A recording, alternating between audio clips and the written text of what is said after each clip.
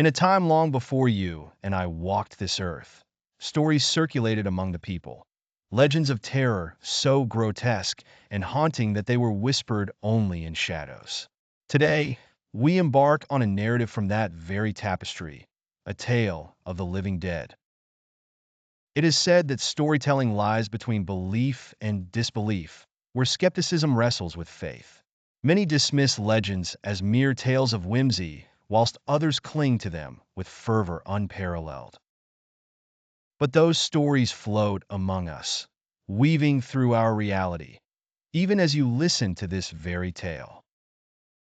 In a land where spirits and specters wove through the hearts of many, a tale stood out, a story of relentless cruelty and unfathomable terror.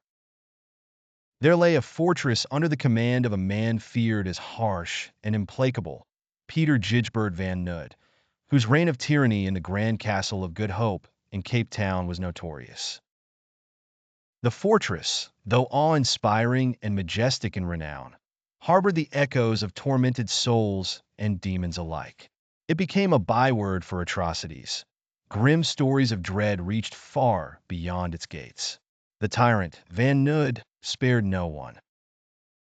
He executed cruelty so severe that witnesses would avert their eyes in horror, and the air carried the brimstone scent of torment intertwined with agony's song. But fate met Van Nood within the walls he had saturated with horror.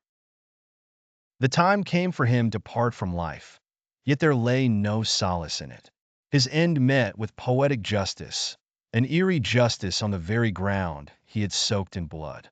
On one fateful night, when all semblance of humanity had taken leave, he ordered a massacre of his own guards. Yet then, guards found their grimace of triumph undercut. They discovered their horrid governor, Van Nood, dead, punishment meted out in kind, bearing marks of the very same terrors he had wrought. The hauntings did not cease with his demise. Van Nood's soul lingered like a specter in the ill-famed castle, a ghostly echo of persistent anguish.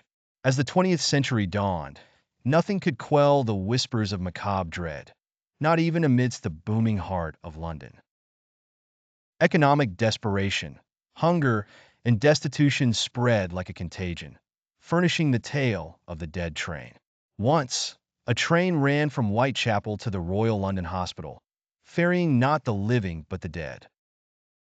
Stories grew like ivy, speaking of tunnels packed not with breath, but with whispers of the deceased, prompting terror to stalk the streets once more. Whitechapel was no stranger to sinister reputations. Jack the Ripper painted tales of terror there aplenty. Rumors clung to the place, shaking the city to its core until the government deemed the rout best forgotten and sealed. Yet, tales of this wicked train persist, an embodiment of fear wrapped in the cloak of legend. And in the dying embers of the 19th century, a most unsettling story shook the world. A tale from Arizona where ghostly specters of the Apache Wars lingered long past senseless slaughter.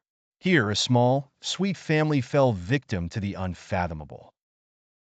As the day wove into twilight, the women's laughter was rent asunder by a scream that pierced the veil of silence. One saw to the children while the others sought sustenance, but twilight fell and fear rose. The world shivered when the unseen, the unknowable leapt into reality. The woman left waiting heard naught but the dreadful cries, and when curiosity outweighed fear, she peered outside only to behold a giant, ghastly form swathed in eerie, blood-red fur.